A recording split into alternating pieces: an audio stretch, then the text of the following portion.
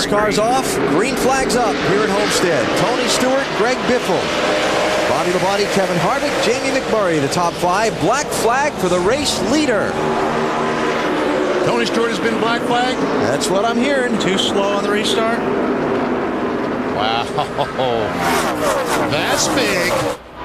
The restart before that had been waved off because Tony Stewart was not keeping up with the pace car. So that's why they put the pace car back out in front. They issued a warning to Tony. And apparently you're supposed to stop weaving your car back and forth when you're in turn 3 on the lap to the restart. Not apparently. That's the instructions they gave out in the driver's meeting. Right. And Tony was still weaving his car coming off turn 4 down for the restart, so they black flagged him. So that's why, because he was still weaving, not because he was too slow. Right. Okay. There we see him back and forth trying to clear those tires of debris. And they told him, stop doing that at that time, and there was the restart. So Johnson gets going, Montoya does not. They come to green, the field stacks up behind Montoya, then separates, and they're off to turn 1. Yeah, Juan Montoya just did not even remotely get going. Restart violation. Jimmy Johnson jumped the restart. Whether or not Juan Montoya spun the tires on the outside on this restart. That was the beginning of the restart box right there. You see those 2 lines on the inside, that's the restart box. Yeah, he was well inside the box.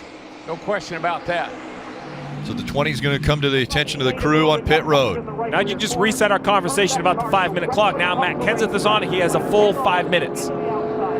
Jimmy Johnson, he never got off of it though, right? They didn't run a whole lap, so his clock is still running. You can have more than 6 guys, okay? You can't have more than 6. And you heard right there, you can't have more than 6. Remember that penalty I discussed. If you have an extra guy, major penalty. And it looks as though they may have just had 7 right there. We had mentioned when they were on pit road and they were working on the car, you can't have more than 6 members of the pit crew over the wall. We actually counted it. We saw there were 7. NASCAR has also looked at it. They said that's too many men over the wall. And the problem with too many men over the wall is during the course of the race, if it happens on a normal pit stop, you just go to the tail end. But when you are on the 5-minute clock, when you are part of the damaged vehicle policy, which the 20 of Matt Kenseth was absolutely on, he was in the accident, that these 7 men right here, that is basically you are done in the event. You have failed the damaged vehicle policy. The 20, no matter the amount of damage, cannot continue. They will go to the garage. They can no longer participate in this race. And just like what happened earlier with the 78 team, the 48 team has been called for pulling up to pit. So you see right here that 48 is going to peel to the left, go to the apron of the racetrack. He has every right to do that, but then you're going to see he's going to accelerate to try to get to the timeline, to try to gain an advantage on the 22 and the 20 that were back there, and in that, he passed the pace car. As we mentioned, this is something we don't see a lot, but we saw it a couple times at Dover earlier today with the 78. Here's Jimmy Johnson's opinion of it. What? Ask him down there, man. They told me he pulled up the pit, past the pace car entering pit road. We're the leader. This is absolutely ridiculous, NASCAR. Chad Knaus, you see him shaking his head. Here's what he had to say on the radio. I guess I don't understand. It was past the commitment line before you ever even drove the plane to the pace car. I don't understand that in the least little bit. He's clearly ahead of the pace car. So Jimmy Johnson's ahead of the pace car. The commitment line is all the way down here, farther down on the screen. So this is the commitment line that they're going to go over. I understand what he's saying. You're allowed to pass the pace car on pit road. But in that situation, it looked like that he had passed the pace car before the commitment lines. For a restart violation, Cope. We're hearing the 78 getting posted for a restart violation, and when he dove below the white line, I know that in the driver's meeting, Richard Buck mentioned that that inside line was not supposed to go below the white line until after the start-finish line. We got to look at it again. Again, the 78 will be on the inside line, and he can't go below the white line until he gets to the start-finish line. Obviously, he does. So the question is, what about Kevin Harvick in the 4 car? You know, also followed him. So there's start-finish line now. Yeah, we got to pit this time, new pasture. You hear it. The crew letting them know you've got to pit this time and do a pass-through. So from race leader to having to serve a penalty to come to pit road. Now he's got a side draft left him. Get to that left rear quarter panel. Pull him back to you. Hope the 22 gets to you and push you in front of the 42. Side by side down the backstretch. What matters now is what line's going to get the help from behind. What's Blaney going to do here? There's going to be a huge push from the top. Side draft once again. Larson, Elliott Sadler, side by side, coming into the tri-oval. They bump. 3 wide. The big move on the inside. A huge win for Haley.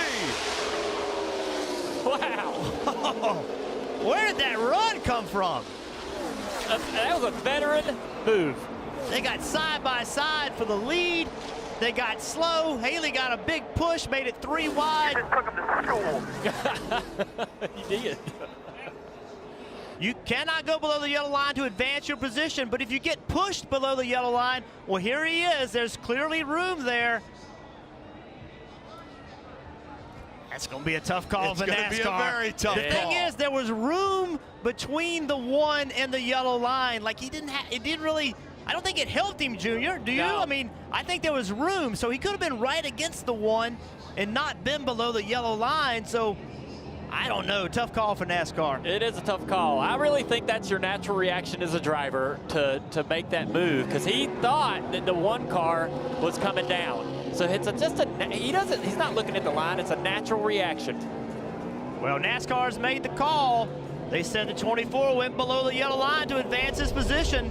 Winner, Kyle Larson. Kyle Larson ends up winning. As you see, Haley was trying to celebrate, thinking it was his. The team was coming out there, but the rule is very clear. You cannot go below the double yellow line to advance your position. We saw the left side tires get below the double yellow line. Kyle Larson outduels Elliott Sadler for the win.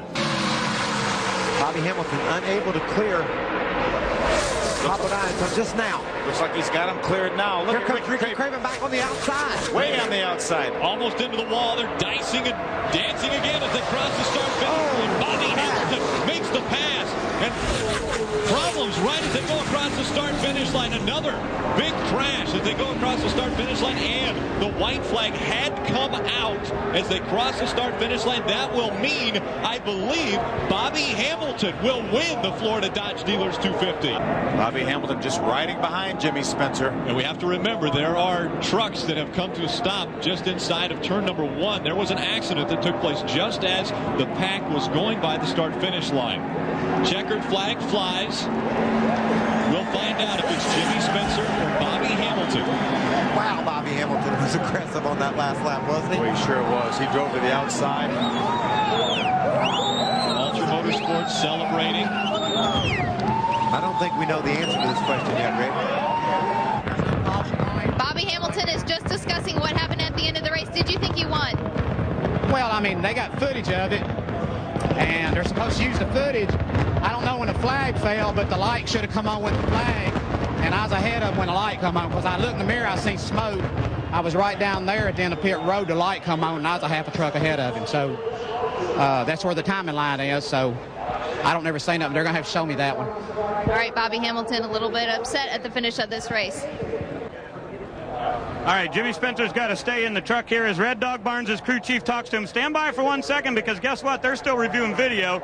I know this is crazy. It's not official yet, but let me tell you something.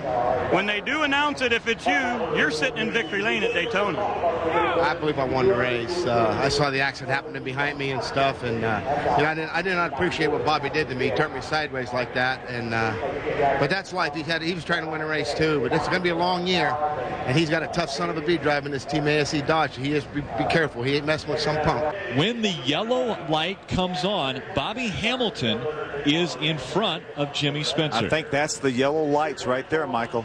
See if we can see him go on here. Bobby's definitely ahead of him.